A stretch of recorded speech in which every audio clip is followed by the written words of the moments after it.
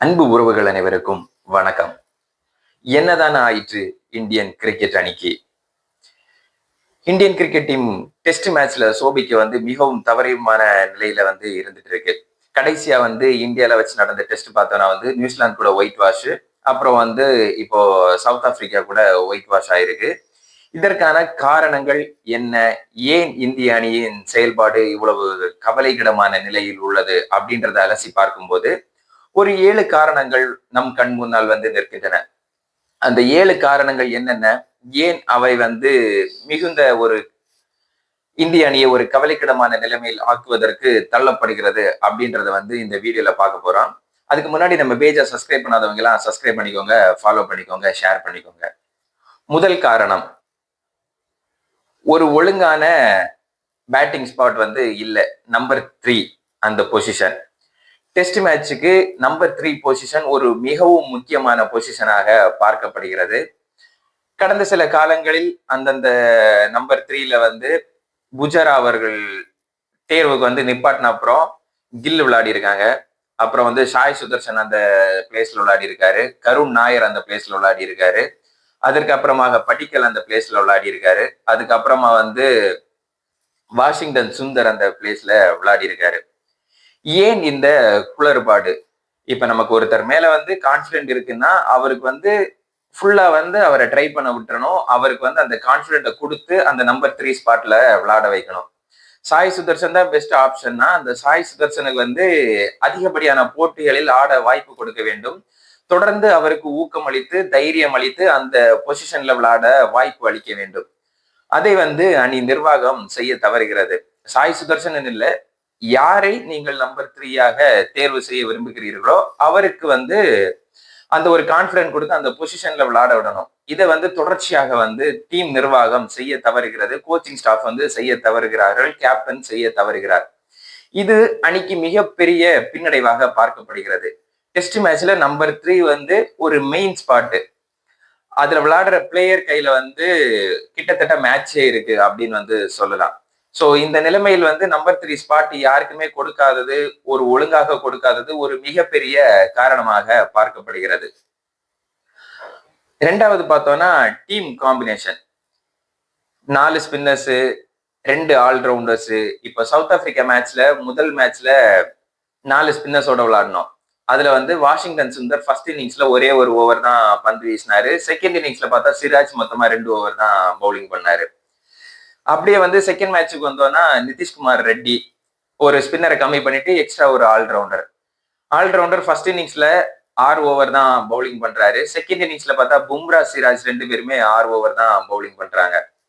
So first இன்னிங்ஸ்ல 489 runs South Africa எடுக்குது. ஆனா நிதிஷ்குமார் ரெட்டி ஒரே 6 ஓவர் தான் பந்து வீசுறாரு. செகண்ட் இன்னிங்ஸ்ல விக்கெட் எடுத்தே ஆகணும்ன்ற கட்டாயத்துல இருக்கும். ஆனா பும்ராவும் சிராஜும் 5 ஓவர் 6 ஓவர் அப்படிதான் பந்து வீசுறாங்க. ஜடேஜா மட்டும் ஒரு 28 ஓவர் பந்து வீசுறாரு.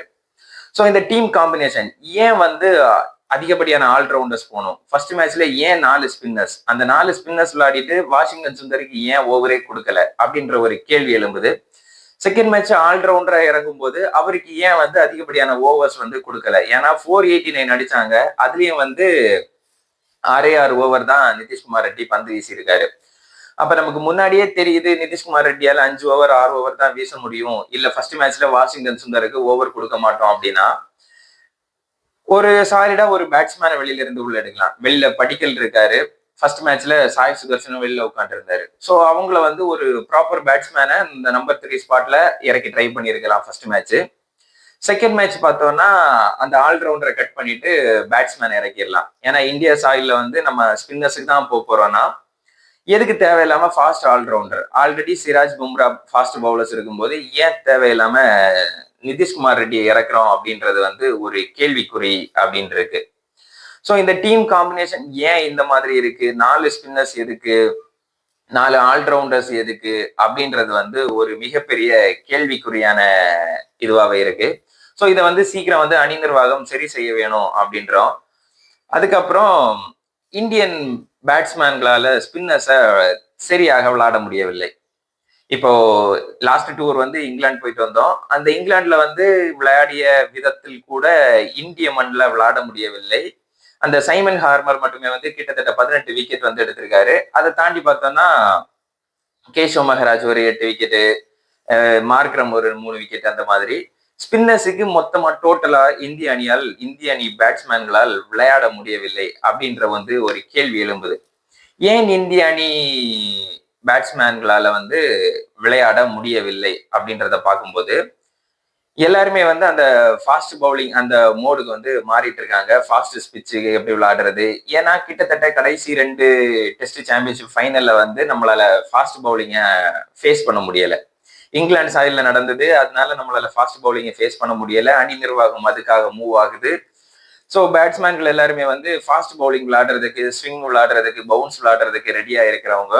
ஸோ அது நம்ம மெயின் கோரான ஸ்பின்னை வந்து கோட்டை விட்டது மாதிரி தெரிகிறது. ஸோ இந்த ஸ்பின் பவுலிங் எப்படி ஃபேஸ் பண்றது அப்படின்றதுக்காக அணி நிர்வாகத்தில் பேட்ஸ்மேன்கள் என்ன செய்ய போகிறார்கள், இல்ல அவங்க ரஞ்சி டிராஃபில விளையாட போறாங்களா, இல்ல உள்ளூர் போட்டி எல்லாத்துலயும் விளையாட போறாங்களா, விளையாட வைக்க போறாங்களா அப்படின்றது வந்து இன்னொரு மிகப்பெரிய எதிர்பார்ப்பாக உள்ளது. ஏன்னா நமக்கு அடுத்த ஆகஸ்ட் மாசம் வரைக்கும் எந்த டெஸ்ட் மேட்சுமே இல்லை. அதுக்கு முன்னாடி எவ்வாறாக அணியை கட்டமைக்க போகிறோம் அப்படின்றதும் ஒரு மிகப்பெரிய கேள்விக்குறியாக இருக்கிறது. அடுத்தது வந்து பார்த்தோம்னா இந்தியன் ஸ்பின் யூனிட். இந்தியன் ஸ்பின்னர்ஸால விக்கெட் எடுக்க முடியல. இப்போ லாஸ்ட் சவுத் ஆப்பிரிக்கா சீரீஸ் எடுத்தோம்னா வாஷிங்டன் சுந்தர் 2 மேட்சுமே விளையாடினாரு, கிட்டத்தட்ட ஒரு 3-4 விக்கெட் தான் எடுத்தாரு. விக்கெட் எடுக்கக்கூடிய நேரத்துல குல்தீப் யாதவால லாஸ்ட் மேட்ச் செகண்ட் இன்னிங்ஸ்ல 12 ஓவர் பந்து வீசி விக்கெட்டே எடுக்க முடியல. ஸோ ஜடேஜா மட்டும் விக்கெட் எடுத்தாரு, மற்ற 2 பேரால விக்கெட் எடுக்க முடியல. அஸ்வினுக்கு ரீப்ளேஸ்மெண்டா உள்ள வராரு வாஷிங்டன் சுந்தர். ஸோ அஸ்வின் அளவுக்கு வாஷிங்டன் சுந்தருக்கு பந்து வீச்சு திறமை கம்மியாக இருக்கிறதா, இல்ல அதற்கு அதிகமான வாய்ப்புகள் கொடுக்கப்படவில்லையா, பந்து வீச அதிக வாய்ப்பு கொடுக்கப்படவில்லையா அப்படின்றது வந்து ஒரு கேள்விக்குறி எழும்புது. ஏன்னா அஸ்வினை ரீப்ளேஸ் பண்ணிட்டு வரும்போது அஸ்வின் வந்து தேவைப்படும் நேரத்துல வந்து கரெக்டாக விக்கெட் எடுத்து கொடுக்கக்கூடிய ஒரு நபர். அந்த நபரை ரீப்ளேஸ் பண்ணிட்டு இன்னொரு நபர் உள்ள வரும்போது அதையே தான் இந்திய அணி நிர்வாகம் அவரிடம் எதிர்பார்க்கும். ஆனா அவருக்கு வந்து விக்கெட்டை எடுக்க முடியல. சோ இதை வந்து எப்படி சரி பண்ண போகிறார்கள், எந்த காம்பினேஷன்ல போக போறாங்க? 4 ஸ்பின்னர்ஸ் இறக்குறாங்க, அக்ஷர் பட்டேல், குல்தீப் யாதவ், ஜடேஜா, வாஷிங்டன்.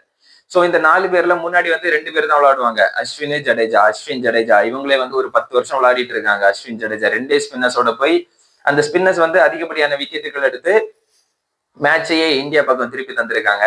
ஆனா இப்போ 4 ஸ்பின்னர்ஸோட போறோம், அதுல என்ன குறைபாடுகள் இருக்கு, ஏன் இந்தியன் ஸ்பின்னர்ஸால விக்கெட் எடுக்க முடியல, இல்ல ஐபிஎல் வந்ததுனால எல்லா டீம் பிளேயர்ஸும் இந்தியால நிறைய வந்து விளையாடி அவங்க வந்து அதுக்காக இந்தியன் ஸ்பின்னர்ஸை நல்லா விளையாடுறதுக்காக எல்லா பிச்சுக்கும் பழகி இருக்காங்களா அப்படின்றது வந்து ஒரு அதையும் நாம் சரி பண்ண வேண்டிய இடத்துல இருக்கிறோம். அடுத்து வந்து பார்த்தோம்னா coaching staff.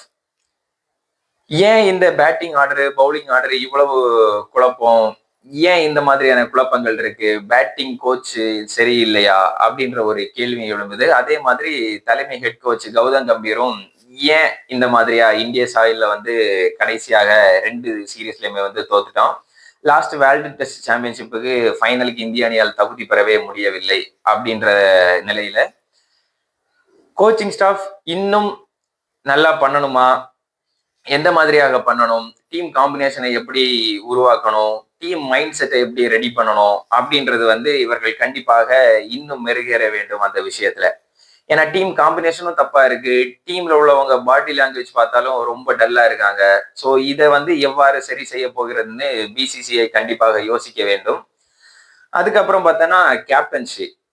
Okay fine, Samman கில்லுக்கு கொடுத்தாங்க, ஓகே வளர்ந்து வரும் ஒரு லீடர், இன்னொரு 10 வருஷம் அணியை வழி நடத்துவார் அப்படின்றது வந்து புரிந்து கொள்ளக்கூடிய ஒரு விஷயம்தான். ரிஷப் பண்டுக்கு அதுக்கப்புறம் கொடுத்தோம், சுப்மன் கில் இன்ஜரியில இருக்கும்போது ரிஷப் பண்டுக்கு அணியை வழி நடத்தினார். ஏன் வந்து பும்ராவை கட் பண்ணாங்க? இதுக்கு முன்னாடி வேர்ல்டு டெஸ்ட் சாம்பியன்ஷிப் ஃபைனல்ல வந்து பும்ரா அணியை வழி நடத்தியிருக்காரு. பும்ரா வந்து அணிக்கு தலைவராக செயல்பட்டிருக்கிறாரு இங்கிலாந்து சீரீஸ்ல. இது எல்லாமே இருக்கும்போது ஆஸ்திரேலியா சீரீஸ்ல கூட பும்ரா அணியை வழி நடத்தி இருக்காரு. இது எல்லாம் இருக்கும்போது ஏன் வந்து பும்ராவுக்கு அந்த இது கொடுக்கவில்லை? அந்த கேப்டன்ஷிப் கொடுக்காததுல இருந்து பும்ராவின் பவுலிங் வந்து அவ்வளவு உத்வேகமாக இல்லையா, இல்ல அணிக்குள்ள என்ன கோளாறு குளறுபாடுகள் இருக்கின்றன அப்படின்ற பார்க்கணும். ஏன்னா இங்கிலாந்து சீரீஸ்லயும் வந்து பும்ரா இருந்தாரு, அவ்வளவு எஃபெக்டிவா இல்லை. இந்த மேட்ச் ஃபர்ஸ்ட் இன்னிங்ஸ்ல நல்லா போட்டாரு, ஃபர்ஸ்ட் மேட்ச்ல நல்லா பண்ணாரு. ஆனா செகண்ட் மேட்ச்ல வந்து அவ்வளவு எஃபெக்டிவா பும்ராவோட ஓவரே இல்லை.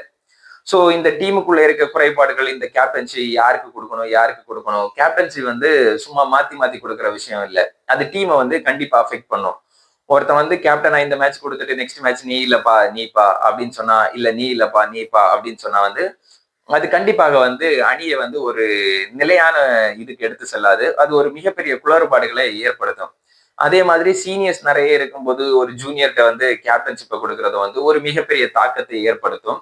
அதையும் வந்து புதிய கேப்டன் கில் வந்து எவ்வாறு ஓவர் கம் பண்ணி வர போறாரு, பிசிசி அதுக்கான எந்தெந்த நடவடிக்கைகள் எடுக்க போகிறது, அதுவும் பொறுத்திருந்து பார்க்க வேண்டியதா இருக்கிறது. கடைசியாக வந்து ரஞ்சி டிராஃபின்னு ஒண்ணு ஏன் இருக்கு அப்படின்றது வந்து ஒரு மிகப்பெரிய கேள்விக்குறியா இருக்கு. ரஞ்சி டிராஃபில எக்கச்சக்க பிளேயர்ஸ் அவர்களுடைய திறமையை வந்து வெளிப்படுத்திட்டு இருக்காங்க. கருண் நாயர், அபிமன்யு ஈஸ்வரன். அபிமன்யு ஈஸ்வரன் ஒரு பிளேயர் 10 வருஷமா டீம்ல இருக்காரு. டீம்ல எடுக்கிறாங்க, விளையாடவே வைக்க மாட்டேன்றாங்க, வெளியில விடுறாங்க. டீம்ல எடுக்கிறாங்க, விளையாடவே வைக்க மாட்டேன்றாங்க, வெளியில விடுறாங்க. கருண் நாயர் டீம்ல எடுக்கிறாங்க, கஷ்டமான மேட்ச் எல்லாம் விளையாட வைக்கிறாங்க, பெர்ஃபார்ம் பண்ணலைன்னா வெளியில அமுச்சு விடுறாங்க. இது இப்ப எப்படி இருக்குன்னா வந்து ரஞ்சி டிராஃபில நல்லா விளையாடுற பிளேயர்ஸை வந்து எடுக்கணுமே அப்படின்றதுக்காக வந்து எடுக்கிறாங்க. அவங்கள பெஞ்சிலேயே வச்சுட்டு இல்ல கஷ்டமான மேட்சை சான்ஸ் கொடுத்துட்டு வெளியில அமுச்சு விட்டுறாங்க. சோ அதுக்காக எதுக்கு அவங்கள வந்து எடுக்கணும்? அபிமன்யு ஈஸ்வரன் எடுத்துக்கோங்களேன், ஏன் அவரை டீம்ல எடுக்கணும்? 5 வருஷமா எடுக்கிறீங்க, ஒரு சீரிஸ் எடுக்கிறீங்க, அந்த சீரிஸ்ல சான்ஸே கொடுக்கல, அடுத்து ஒரு 3 சீரிஸ் டிராப் பண்ணிடுறீங்க. திரும்ப 4வது சீரிஸ் எடுக்கிறீங்க, திரும்ப எடுத்துட்டு டிராப் பண்ணிடுறீங்க. ஏன் அவருக்கு அந்த சான்ஸ் கொடுக்கணும்? அதை அப்படியே விட்டுறலாமே அவரை அப்படின்றது வந்து ஒரு கேள்விக்குறி எழும்புது.